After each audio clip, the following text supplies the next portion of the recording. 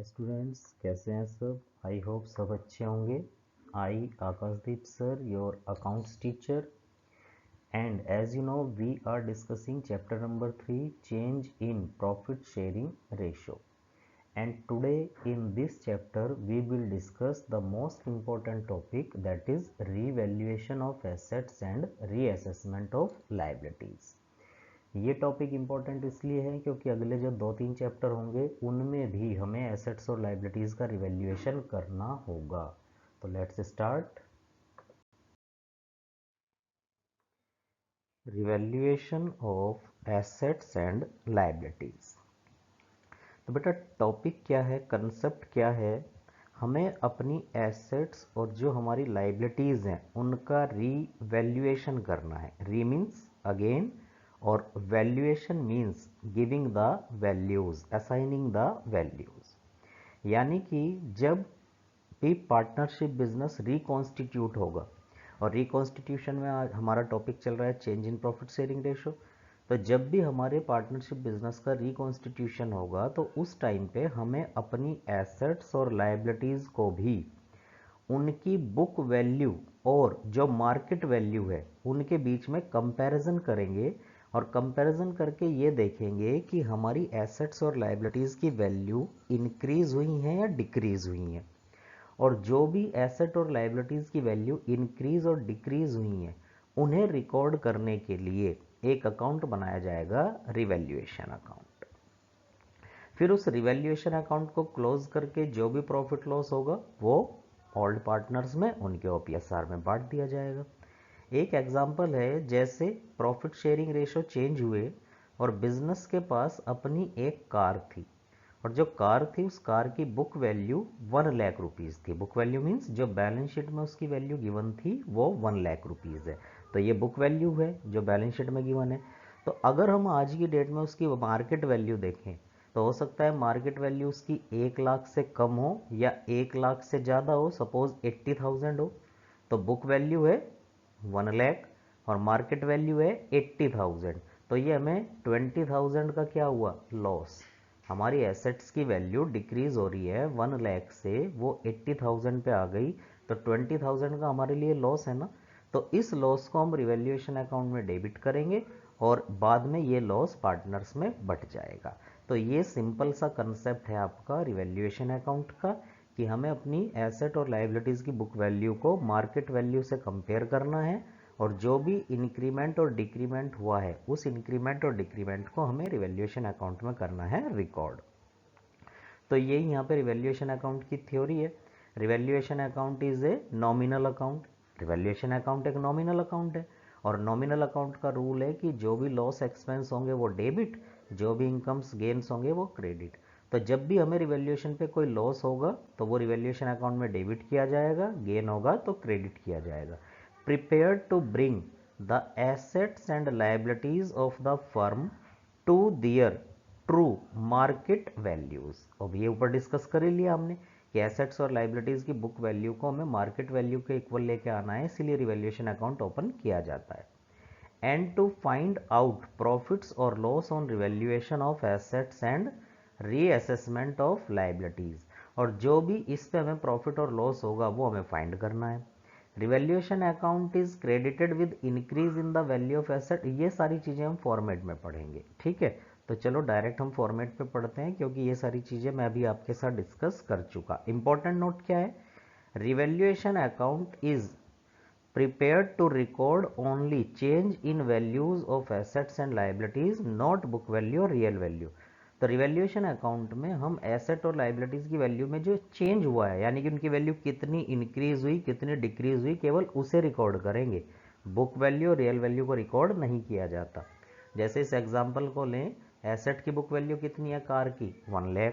Market value कितनी है, 80,000. तो ना तो हम 1,00,000 को रिकॉर्ड करेंगे ना 80,000 को रिकॉर्ड करेंगे. वैल्यू कितनी डिक्रीज हुई है, कितना चेंज हुआ है, 20,000. तो 20,000 रिवैल्यूएशन अकाउंट में रिकॉर्ड किया जाएगा. Let's move on another side, next slide. This is the format of revaluation account. अच्छा, यहाँ पे भी दो केस है. क्वेश्चन को करना डिपेंड करता है इंफॉर्मेशन के ऊपर, क्या इंफॉर्मेशन गिवन है। तो पहले हम डिस्कस कर रहे हैं केस ए। केस ए क्या है? When partners want to record revised, revise means जो चेंज होकर वैल्यू हुई है, और ऑल्टर्ड और न्यू और changed values of assets and liabilities in the balance sheet.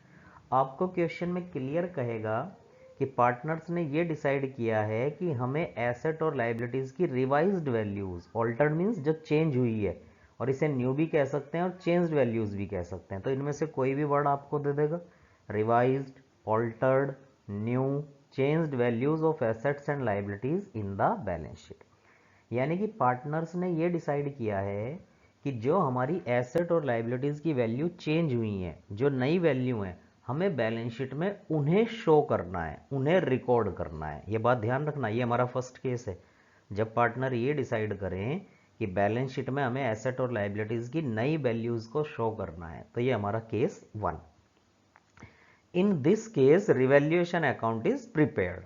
इसी केस में हम रिवैल्यूएशन अकाउंट प्रिपेयर करते हैं। और रिवैल्यूएशन अकाउंट का फॉर्मेट क्या है, पहले इसकी थ्योरी देखते हैं। It is also known as profit and loss adjustment account. Revaluation account का एक सिनोनिम भी है, इसे हम profit and loss adjustment account भी कह सकते हैं। चलो number 2, it is a nominal account. और ये एक नॉमिनल अकाउंट है, और हमें पता है नॉमिनल अकाउंट का रूल क्या होता है, जो भी लॉस और एक्सपेंस होंगे वो रिवैल्यूएशन अकाउंट में डेबिट साइड आएंगे, ये मैंने डेबिट साइड लिखा है लॉस एंड एक्सपेंस, और जो भी गेन्स और इनकम्स होंगी वो रिवैल्यूएशन अकाउंट में क्रेडिट साइड आएंगे। It is purpose is to find out profit और loss arising on account of revaluation of assets and reassessment of liabilities. और रिवैल्यूएशन अकाउंट बनाने का मेन पर्पज ये है कि जो हमारी एसेट्स और लायबिलिटीज में इंक्रीज डिक्रीज हुआ है, उससे हमें बिजनेस में प्रॉफिट हो रहा है या लॉस। अगर प्रॉफिट हो रहा है तो वो profit to old partners capital account, उनके ओल्ड रेशो में बट जाएगा, और अगर लॉस है तो by old partners capital account loss old ratio में।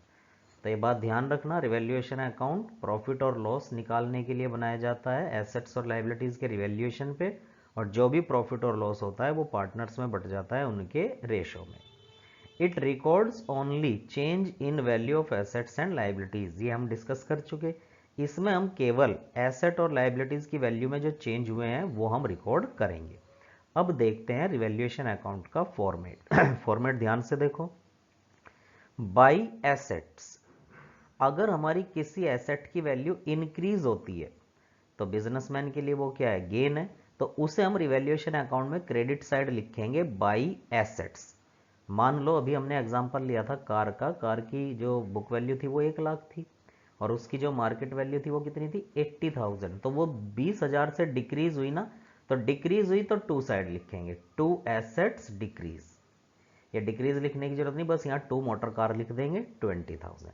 तो अगर कोई एसेट की वैल्यू इंक्रीज है तो जितनी वैल्यू इंक्रीज हुई है वो बाई साइड लिखेंगे क्योंकि प्रॉफिट है, और अगर एसेट की वैल्यू डिक्रीज होती है तो बिजनेस के लिए लॉस है, उसे लिखेंगे debit side. Then by liabilities, अगर हमारी कोई लायबिलिटी डिक्रीज होती है, जैसे क्रेडिटर्स हैं, क्रेडिटर्स को हमें 1 लाख का पेमेंट करना था, अब रिवैल्यूएशन किया तो हमें पता चला कि 90,000 का पेमेंट करना है, तो ये 10,000 का हमारे लिए प्रॉफिट हुआ ना।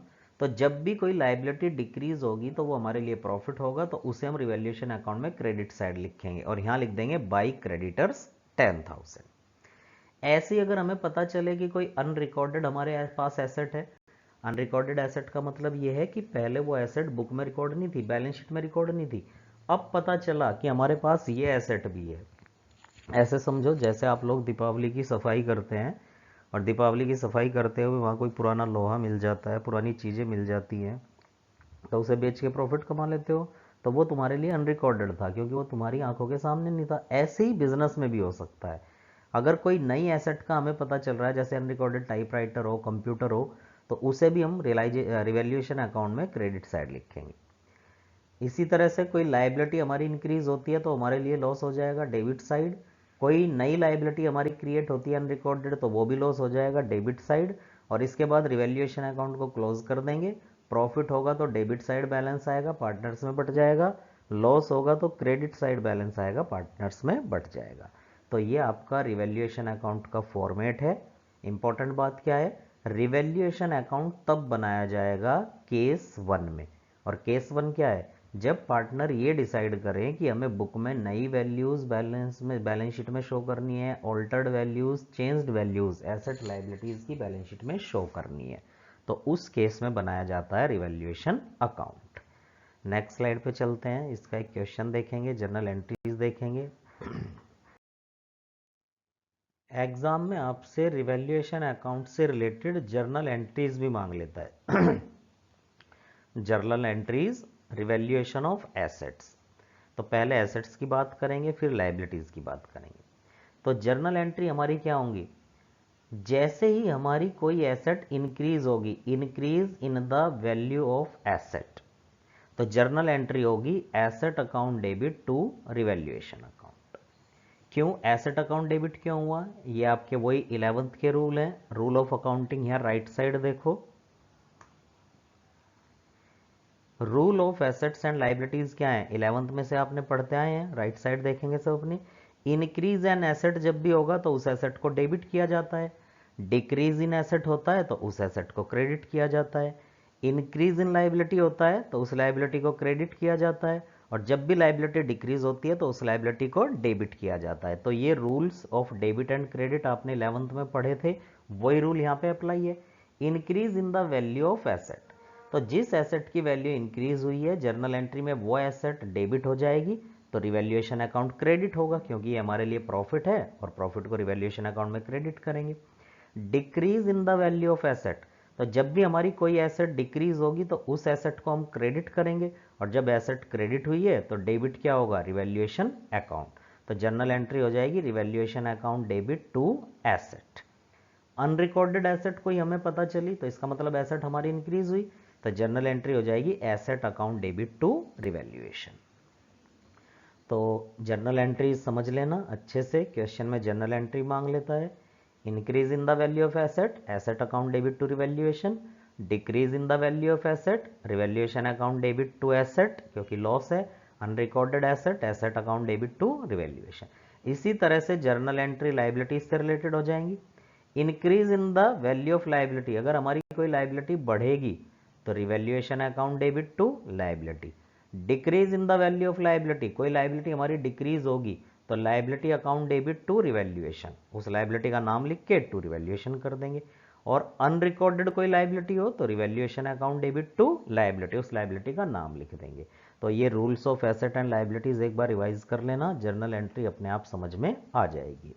नेक्स्ट, इसके बाद क्या करेंगे, रिवैल्यूएशन अकाउंट बना लिया हमने, तो रिवैल्यूएशन पे हमें या तो होगा प्रॉफिट या होगा लॉस, तो उस प्रॉफिट और लॉस को हमें डिस्ट्रीब्यूट करना है, ठीक है, पार्टनर्स में। तो जर्नल एंट्री क्या होगी, डिस्ट्रीब्यूशन ऑफ रिवैल्यूएशन प्रॉफिट और loss for distribution of revaluation profit.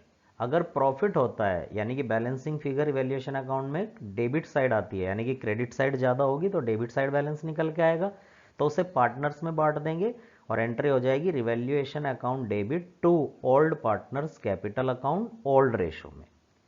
For distribution of revaluation loss, अगर लॉस है तो old partners capital account debit to revaluation. तो ये प्रॉफिट और लॉस बांटने की जर्नल एंट्री है। नेक्स्ट, अब एक क्वेश्चन लेते हैं, इस क्वेश्चन में हम रिवैल्यूएशन अकाउंट बनाएंगे, तो जरा ध्यान से देखेंगे सब। Following is the balance sheet of Anil and Sunil who share profit and losses in the ratio 4:3, 4:3 इनके OPSR है, और आपको बैलेंस शीट दी हुई है। बैलेंस शीट में लाइबिलिटी साइड क्रेडिटर्स हैं 40,000, बिल्स पेबल है 30,000, अनिल की कैपिटल है 1 लाख, सुनील की कैपिटल है 80,000। Asset side cash in hand 50,000 cash है, डेटर्स हैं 40,000 के, स्टॉक है 60,000, फर्नीचर है 30,000 और प्लांट एंड मशीनरी है 70,000। तो टोटल 2,50,000, 2,50,000 ये हमें बैलेंस शीट दे दी। तो बैलेंस शीट में जो क्रेडिटर्स, बिल्स पेबल हैं, debtors, stock, furniture, plant and machinery है, ये इनकी बुक वैल्यू है। अब हमें इस बुक वैल्यू को इनकी मार्केट वैल्यू से कंपेयर करना है और जो भी इंक्रीज डिक्रीज होगा वो रिवैल्यूएशन में करना है record. On that date John was admitted with a capital of ₹70,000। इन्होंने इसी डेट को 31 दिसंबर 18 को जॉन को एडमिट किया है 70,000 के लिए। अच्छा, ये मैंने यहाँ क्वेश्चन एडमिशन का ले लिया, एडमिशन हमारा नेक्स्ट चैप्टर है। एडमिशन की जगह यहाँ पे सिंपल इनके नए रेशो भी दे सकता था तो वो हमारा चेंज इन रेशो हो जाता, पर कंसेप्ट रिवैल्यूएशन अकाउंट का हम हर चैप्टर में पढ़ेंगे, ठीक है। तो कैपिटल कितनी लेके आया है 70,000 and 1/4 share in profits for which purpose assets and liabilities are revalued. यहां से हमारा ये रिवैल्यूएशन है। वो कितनी कैपिटल लेके आया, कितना उसका शेयर है, इस बात से कोई मतलब नहीं, आप यहाँ करोगे भी नहीं, हमें सारा का सारा फोकस केवल रिवैल्यूएशन पे रखना है। तो assets and liabilities are revalued as follow.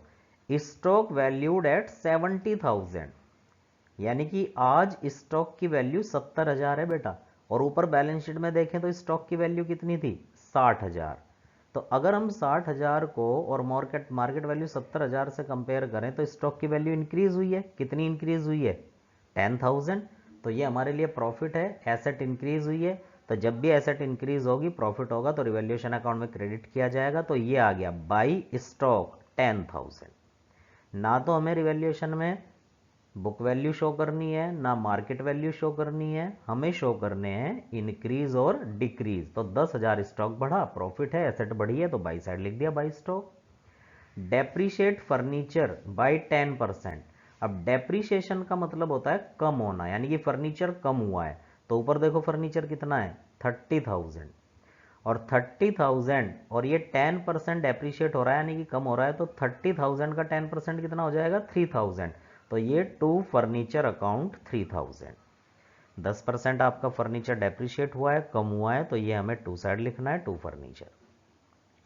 The value of creditors increased by 5,000। Creditors हमारे 40,000 के थे, अब ये 5,000 से इंक्रीज हो गए।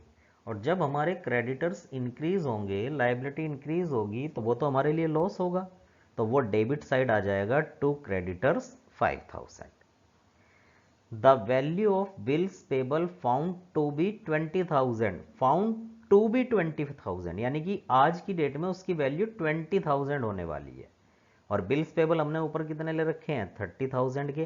तो 30,000 ओल्ड वैल्यू है और ये 20,000 मार्केट वैल्यू है। तो 10,000 से बिल्स पेबल कम हुए ना, लाइबिलिटी कम हुई, तो ये हमारे लिए लॉस है, तो इसे बाई साइड ले लेंगे। प्रॉफिट है तो इसे बाई साइड ले लेंगे, बाई बिल्स पेबल 10,000।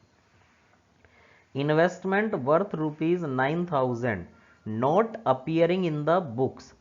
अब यहां देखो, यहां कहीं इन्वेस्टमेंट दे रखे हैं कोई नहीं ना, और अब इन्हें पता चला कि 9,000 के इन्वेस्टमेंट भी हैं और वो बुक में रिकॉर्ड नहीं है। तो ऐसी एसेट को हम कहते हैं अनरिकॉर्डेड एसेट। तो अनरिकॉर्डेड एसेट और unrecorded liabilities are those liabilities which are not shown in the balance sheet. तो इसके ऊपर वेरी शॉर्ट क्वेश्चन भी आ सकता है कि what is unrecorded asset, what is unrecorded liability. और आपसे कह दिया prepare revaluation account. Revaluation account बनवा रहा है तो यानी कि केस 1 एसेट और लाइबिलिटीज को नई वैल्यू पे बुक में शो किया जाएगा। तो ये जो 9,000 के इन्वेस्टमेंट थे ये हमारे लिए अनरिकॉर्डेड एसेट है, हमारी एसेट बढ़ रही है तो ये हमारे लिए प्रॉफिट होगा, तो ये भी बाई साइड आ जाएगा बाई इन्वेस्टमेंट। तो बाई स्टॉक, स्टॉक बढ़ा था, बाई बिल्स पेबल लाइबिलिटी कम हुई थी, बाई इन्वेस्टमेंट्स इन्वेस्टमेंट बढ़े थे 9,000 से, टू फर्नीचर एसेट हमारी डिक्रीज हुई थी, कम हुई थी तो लॉस है, टू साइड लिख दिया। क्रेडिटर्स हमारे इंक्रीज हुए थे तो ये भी हमने टू साइड लिख दिया। इसके बाद हम इसका टोटल कर लेंगे। तो रिवैल्यूएशन अकाउंट के क्रेडिट साइड को देखें 10, 10, 20 प्लस 9, तो ये साइड बैठती है 29,000 और इधर कुल कितना है 3 और 5 8,000। तो 29,000 में से 8,000 माइनस कर दिए तो बैलेंस कितना बचा 21,000। 21,000 का ये हमारा है प्रॉफिट ऑन रिवैल्यूएशन, क्योंकि टोटल प्रॉफिट 29,000 के हैं, टोटल लॉस 8,000 के हैं, तो 21,000 का बैलेंस इधर बचा, पार्टनर्स में बांट देंगे, प्रॉफिट है, इधर बचता तो लॉस पार्टनर्स में बट जाता। तो 21,000 को हमें पार्टनर्स में बांटना है, दो पार्टनर हैं अनिल एंड सुनील और इनके रेशो है 4:3। तो 21,000 को 4:3 में बांट देंगे, 12,000 शेयर आ जाएगा अनिल का और 9,000 शेयर आ जाएगा सुनील का। तो रिवैल्यूएशन अकाउंट क्लियर है। रिवैल्यूएशन अकाउंट में एसेट्स और लाइबिलिटीज की जो वैल्यू इंक्रीज और डिक्रीज हुई है केवल उसे रिकॉर्ड करेंगे। Clear? Note, if revaluation account shows credit balance it means profit. ये क्रेडिट बैलेंस है ना 29,000, ये साइड क्रेडिट साइड है, डेबिट साइड 8,000 है, तो एक क्रेडिट बैलेंस है 21,000 means profit and it should be transferred to the credit side of old partners capital account in the old profit sharing ratio. If revaluation loss it is should be transferred to the debit side. तो ये बात ध्यान रखना, revaluation account का profit और loss old partners में बढ़ता है उनके ओल्ड रेशो में, ओल्ड रेशो में हम प्रॉफिट और लॉस को डिस्ट्रीब्यूट करेंगे। नेक्स्ट केस 2 देखते हैं। Case 2, when partners want to show old values of assets and liabilities in the balance sheet। यानी कि केस 2 ये है कि पार्टनर्स ने ये डिसाइड किया है कि हमें बैलेंस शीट में एसेट और लाइबिलिटीज की ओल्ड वैल्यू शो करनी है, वो नई वैल्यूज बुक में शो नहीं करना चाहते, पुरानी वैल्यू रखना चाहते हैं। और अगर ये ना कहे तो हमें ये भी कह सकता है, और partners want to give an adjustment entry. यानी कि पार्टनर्स ने डिसाइड किया है कि revaluation of assets and liabilities के लिए हमें एडजस्टमेंट एंट्री देनी है। तो केस 2 की आइडेंटिफिकेशन क्या है? या तो आपको कहेगा कि पार्टनर्स ने डिसाइड किया है हमें एसेट और लाइबिलिटीज की बैलेंस शीट में ओल्ड वैल्यू शो करनी है, पुराने वाली, ठीक है, या कहेगा कि पार्टनर्स ने डिसाइड किया है एक एडजस्टमेंट एंट्री देनी है to record the effect of revaluation. In this case, revaluation account is not prepared. अब हम रिवैल्यूएशन अकाउंट प्रिपेयर नहीं करेंगे। रिवैल्यूएशन अकाउंट प्रिपेयर होगा फर्स्ट केस में, जब वो एसेट और लाइबिलिटीज की नई वैल्यूज को बुक में रिकॉर्ड करना चाहेंगे। और अगर वो ये चाहते हैं कि हम ओल्ड वैल्यू शो करें बैलेंस शीट में या एडजस्टमेंट एंट्री दें, तो फिर रिवैल्यूएशन अकाउंट शो नहीं होगा, रिवैल्यूएशन अकाउंट सॉल्यूशन में हम प्रिपेयर नहीं करेंगे। तो फिर भाई क्वेश्चन कैसे करेंगे? क्योंकि रिवैल्यूएशन तो करना पड़ेगा, उसकी एडजस्टमेंट भी करनी पड़ेगी, नहीं तो आगे चल के डिस्प्यूट हो सकते हैं। In this case the following steps will be taken to record the effect of revaluation of assets and liabilities. तो केस 2 में आपको क्वेश्चन ऐसे सॉल्व करना है। First step, calculate SR and GR of partners.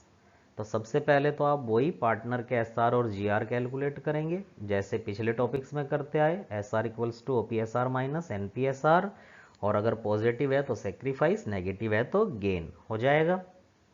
Then step 2, calculate profit और loss on revaluation of assets and liabilities working note. अब हमें revaluation account तो बनाना नहीं, पर रिवैल्यूएशन पे जो प्रॉफिट और लॉस हुआ है वो कैलकुलेट करना है रफ। अब इसके लिए आप लोग क्या कर सकते हो, सारे प्रॉफिट्स क्रेडिट साइड जोड़ लो, एक तरफ जोड़ लो, सारे लॉस एक तरफ रख लो, प्रॉफिट में से लॉस माइनस कर दो। ये आप लोगों के ऊपर डिपेंड करता है कि revaluation of assets and liabilities पे हमें नेट प्रॉफिट हुआ या नेट लॉस हुआ, इसे कैसे कैलकुलेट करेंगे। जैसे फर्स्ट केस में हमने क्वेश्चन किया था ना, रिवैल्यूएशन अकाउंट का फॉर्मेट बना के सारे क्रेडिट साइड प्रॉफिट लिख लिए, डेबिट साइड लॉस लिख लिए, 21,000 का प्रॉफिट आया था, तो आपको वो 21,000 का प्रॉफिट कैलकुलेट करना है। अब वो कैसे कैलकुलेट करना है वो आप देखो, चाहे तो रिवैल्यूएशन अकाउंट ही बना लो, हेडिंग मत डालो रिवैल्यूएशन अकाउंट, क्रेडिट साइड सारे प्रॉफिट लिख दो, डेबिट साइड लॉस लिख दो, नेट प्रॉफिट और लॉस निकाल लो। तो पहला हमारा वर्किंग नोट होगा एसआर और जीआर कैलकुलेट करना है, और दूसरा वर्किंग नोट होगा प्रॉफिट और loss on revaluation of assets and liabilities हमें कैलकुलेट करना है। फिर थर्ड स्टेप हमारा है गिव द एडजस्टमेंट एंट्री। अब वही जैसे गुडविल के लिए हम एडजस्टमेंट एंट्री देते थे, gaining partner debit to sacrificing partner, वही एंट्री हमें यहां देनी है। तो जब हम रिवैल्यूएशन का प्रॉफिट और लॉस निकालेंगे तो या तो प्रॉफिट होगा या लॉस होगा, है ना। In case of profit on revaluation, अगर आपको रिवैल्यूएशन पे प्रॉफिट होता है तो आपकी जर्नल एंट्री हो जाएगी गेनिंग पार्टनर्स कैपिटल और current account debit profit on revaluation, और इनटू पार्टनर के गेन से कर देंगे multiply two sacrificing partners capital और करंट अकाउंट। तो जो भी प्रॉफिट रिवैल्यूएशन का है वो लेके उसमें पार्टनर के सैक्रिफाइस से कर देंगे मल्टीप्लाई, और ये आपकी एंट्री हो जाएगी प्रॉफिट के केस में। लॉस के केस में क्या होगा, in case of loss on revaluation, reverse entry हो जाएगी sacrificing partners capital current account debit और टू गेनिंग पार्टनर। तो ये आपका केस 2 है, बड़ा सिंपल सा है। सबसे पहले SRGR कैलकुलेट करो, फिर रिवैल्यूएशन पे जो नेट प्रॉफिट और नेट लॉस हुआ है वो कैलकुलेट करो रफ, और उसके बाद एडजस्टमेंट एंट्री दे दो। प्रॉफिट है तो gaining partner debit to sacrificing, और लॉस है तो sacrificing partner debit to gaining partner. तो ये आपके नोट्स हैं। इसके बाद एक दो क्वेश्चन देखना, ठीक है। इलस्ट्रेशन है, एक दो इलस्ट्रेशन है, ज़्यादा नहीं है, एक दो क्वेश्चंस हैं वो देखना। मंडे से हम क्या करेंगे, इस चैप्टर के जो लॉन्ग क्वेश्चंस हैं वो लॉन्ग क्वेश्चंस हम डिस्कस करेंगे, और उन लॉन्ग क्वेश्चंस को करने से पहले जो भी हमने इस चैप्टर में अब तक पढ़ा है, मैं एक बार रिपीट कर रहा हूँ क्या क्या पढ़ा है। Number 1 calculation of SR and GR। Number 2 accounting treatment of goodwill. Accounting treatment of goodwill के 3 केस थे, case A, case B, case C। उसके बाद accounting for free reserves and accumulated losses, वहाँ पे भी 2 केस थे, जब पार्टनर उन्हें बुक में रिकॉर्ड करना चाहें, शो करना चाहें, जब बुक में शो ना करना चाहें। और आज हमने पढ़ा रिवैल्यूएशन, और रिवैल्यूएशन के भी 2 केस हैं। केस ए, जब वो नई वैल्यूज़ बुक में रिकॉर्ड करना चाहेंगे तो रिवैल्यूएशन अकाउंट बनेगा, और जब वो ये चाहेंगे कि हमें पुरानी वैल्यूज़ ही रखनी है या एडजस्टमेंट एंट्री देनी है तो क्वेश्चन आपका ऐसे सॉल्व होगा। तो ये सारी चीज़ें आप लोगों के टिप्स पे होनी चाहिए। लॉन्ग क्वेश्चन आप तभी कर पाओगे क्योंकि लॉन्ग क्वेश्चन है कॉम्प्रहेंसिव क्वेश्चन, और उसमें एक लॉन्ग क्वेश्चन में सारे कंसेप्ट आएंगे। उसमें जर्नल एंट्री भी मांग सकता है, कैपिटल अकाउंट और बैलेंस शीट भी मांग सकता है। तो thank you, have a nice day.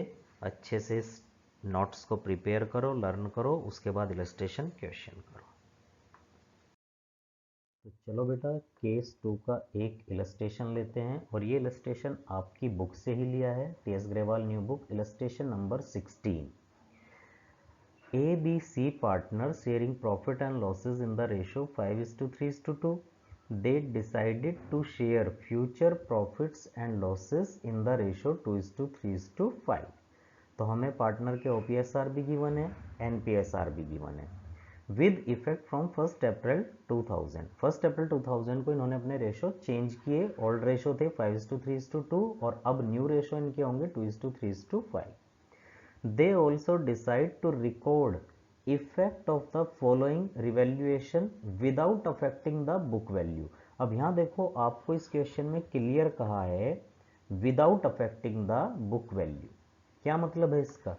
इसका मतलब ये है कि partners revaluation of assets and liabilities का रिकॉर्ड तो इफेक्ट तो रिकॉर्ड करेंगे, पर without affecting the book value. पर एसेट और लाइबिलिटीज की बुक वैल्यू पे कोई इफेक्ट नहीं आना चाहिए।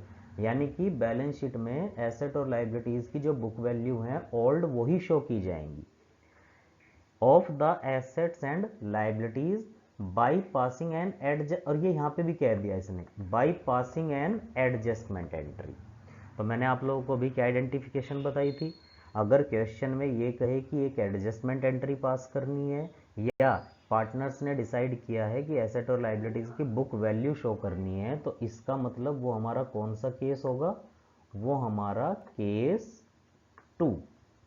तो इस क्वेश्चन को हमें केस 2 से सॉल्व करना पड़ेगा, और केस 2 में हम रिवैल्यूएशन अकाउंट प्रिपेयर नहीं करते। तो चलो क्वेश्चन को देखते हैं। लैंड एंड बिल्डिंग की बुक वैल्यू 5 लाख है। बुक वैल्यू मीन्स जो इन्होंने आज की डेट में बैलेंस शीट में वैल्यू शो कर रखी है वो 5 लाख है।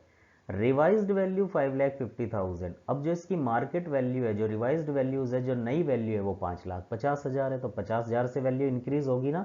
तो जब 50,000 से लैंड एंड बिल्डिंग की वैल्यू इंक्रीज हो रही है तो ये हमारे लिए क्या है? प्रॉफिट है।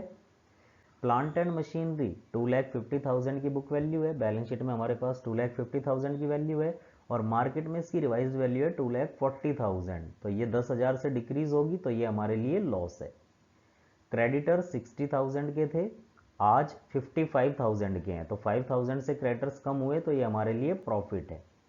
आउटस्टैंडिंग एक्सपेंस भी लाइबिलिटी होती है, पहले 60,000 के थे, अब 75,000, तो 15,000 के आउटस्टैंडिंग एक्सपेंस इंक्रीज होगी, लाइबिलिटी इंक्रीज होगी, तो ये हमारे लिए लॉस है।